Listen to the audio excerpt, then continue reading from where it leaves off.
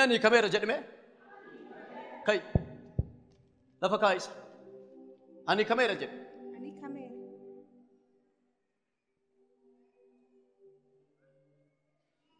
dubartii kana ajjeesuudhaaf seexanni isa dhumaa murteesseera waaqayyo baankoo gidduu galeera naan jedhe na ilaali garsi deem ni du'a liqaqaatinaa hid gargaaraa du'an arga jireenya mucaa kanaa kot kot fidi reessi kaayyaafana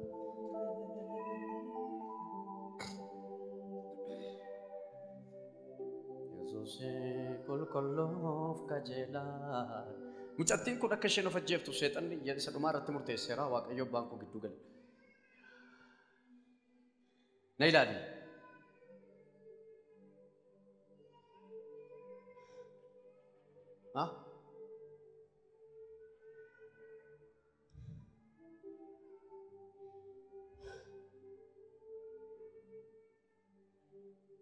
na ilaali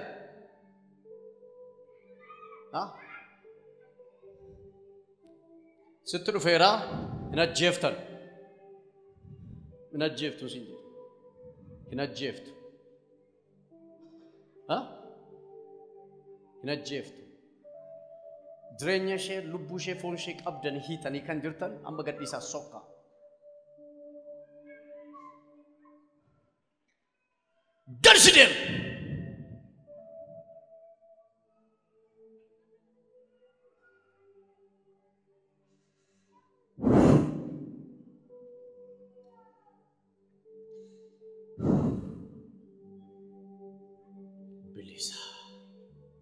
नहीं डाली कबर का को कभी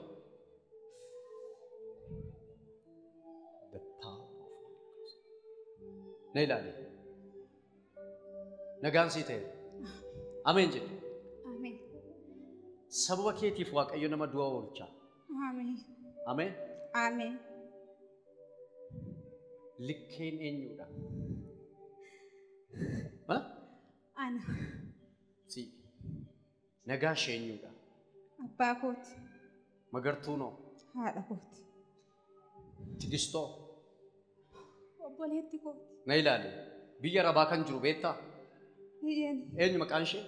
Obboleetti koo Tigisti. Tigisti. Du'i ishee irra jiru sababa keetiif cabeera. Ameen. Na ilaali. Na ilaali. Kai. Rekevelessia. Harka keessan ol qaba. Ergaan isinii qaba. Wanni waggaa dheeraa sun irratti hojjetame amma galagaleera. Na ilaali ati akkati maraattu irratti hojjetame. Guyyaa keessaa yeroo hundumaa sa'aatii 11 walakkaa hamma 12 yeroo ta'u bofa argitaati. Dhugaadha. Qabatama mana kiyya seeneera bofti. Sa'aatii meeqa amma meeqaatti? Sa'a 11 gizee hojiidhaa garuu biiroon hojjedhaani. 11 kaasee amma meeqaatti? 12 hedduutti. Ani biiroo dhaagalee mana taa'ee mataa dhaachaa jira akkanatti gaafa bara. Oi, ati sammuu kee al tokko maraate haydhamtu yuusiin jedhani. Maraadhee jira, hidhamee jira. Hidham. Na ilaali, Waaqayyo abbaan koo har'a sa'aatii kanaa jalqabee si hiikeera naan jedha. Paasika. Gadhis deem. Go! She is delivered.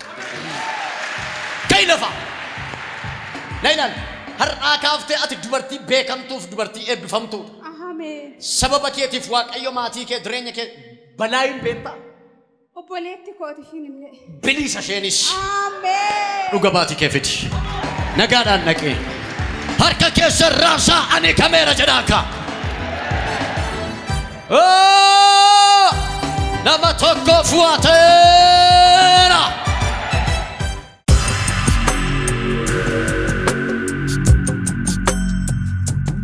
Ani maqaan koo Likkeen jedhama. Iddoon dhufee Baalee Rooberraa hin dhufe. Ani waa'ee kootirraa yommuu kaasu Waaqayyo wanni naa godhe yeroo daqiiqaa kanatti miti guyyaa guutuu yoo osoo haasa'e fixuu hin danda'u. Akkuma sitti reefu raajiin dubbatame ani nama harkaa fi luunni koo na hidhamee sammuu koo na cabee jechuudha. Ani nama maraadhe jechuudha. Jechuun nama sammuun koo na cabee too dallaarra nu taalee harkaa fi luunni koo na hidhameedha. nama san keessa waaqayyo na baasedha waaqayyo nama bakka ani taa'utti manaan keessa galutti bofti meetira tokkoof walakkaa caala dheeratu bakka ani taa'utti dhufeeto luka koo jala seenee waaqayyo san jalaallee kan na baasedha. Sanirra darbee wanti garagaraa wanti an himee finne jechuudha. Asitti daqiiqaa kanatti waan haasa'ee finne guyyaan tokko nan ga'u isin jedheera. Waan san keessaa waaqayyo waan hedduu keessaa na fuudhe har'a iddoo kana na kaa'e. Ani gara amantii kana yommuu dhufu jechuun waggaa tokko iyyuu nan guunne bara 2013 dhufe gara kana jechuudha. Duraan ortodoksii ture. Tsabala kaaniif kaanirra deema homa tokko iyyuu arganne. Yeroo na dhukkubee ani cabsee maraattuu ta'ee sani tsabalarra yommuu naan deeman akka sareera fara na harkisu warri koo. Lafaran harkisani akka namaaf hin qabu waan ta'eef lafaran harkisani ani wayaan uffadhu wayaa ofitti hin qabu garuu waaqayyo wayaanatti qabe wayaanatti uffise inni biraa immoo yeroo amma gara kana dhufan 2013 gara amantaa kana dhufee jira jechuudha. Amma immoo mana kan dhufuudhaaf charchii kana dhufuudhaaf mucayyoo tokko waliif dubbannee jirra. Yommuu nanas dhufuudhaaf ka'u torban tokko dura meellamanni adaada kiyya tokko dhukkuba dhugaa waan isin garramu adaadaan kiyya kuni Jaa tokko oli ganna zamtee jechuudha. Ganna zamtee deebitee lubbuun itti horama. Gaafa ani bakka kana dhufuudhaaf ka'u jechuudha. Leengadda gaafa roobi anas dhufuudhaaf murteeffadhe taanaan gaafa roobi adaadaan kiyya kun duute obboleettiin abbaa kiyya. Ana kan bakka kana dhufneef jechuudha. Anis hojii diinaa ta'uu beekee tarani hojii kooti galee abbaa koo yaa waaqa koo adaadaa koo lubbuu isheetti gannatti kaa'i jedhee kadhadhee anas dhufuun qaba bakka kanaafuu hin qabu. Akkam bakka kana deemneef diinatu kana gochaa jira jedhee dhiisetuman cabsee dhufe. Yommuu anachi manaa ka'u galgala sa'a 11tti baree sa'a 11tti kalee ganama jechuudha gizee ribaa ka'ee gara na dhufuuf ka'u na dhukkube anuma kana iyyuu an akka deemuuf murteeffadhe beenan na dhukkube garaa na dhukkube akkasumatti makiinaa seenee deemee iddoo adaabbaa jedhamu jira achi ogo baay'ee na dhukkuba dhugaa qorra natti fakkeessa baqqaa oo anarraan deebisee na dhukkube yommuu kana homa gochuu hin dandeenye mana fincaanii tokkotu jira achi adaabbaa achi yommuu seenu dhugaa waaqafasinin jedha jechuun shartatte jechuudha akka nama bakka kana duraan dhukkubu baasa kafurriidha wal makate waan garagaraa akka wal makate kun achi mana fincaanii san keessatti na keessaa bahe yommuu kana wanni wayi akka waan na keessaa bahe natti fakkaate achi yommuu bahu namni konkolaataa irraa bu'ee dhaabateera eegaa gangan kan of keessaa qulqullaa'ee garas deebi'u kana eegan geeffadhe konkolaataatti deebi'ee yommuu jedhu xiqqooshii adaadaan kiyya suumoo wayii bittee jirti sana afaan hin qabadhe ka'ee gara na dhufe wanni waaqayyo naaf godhe ani lakkaa'ee fixu tokko lama jedhee lakkaa'ee waan finneef waaqa koof galata malee homaa isaaf hin qabu ila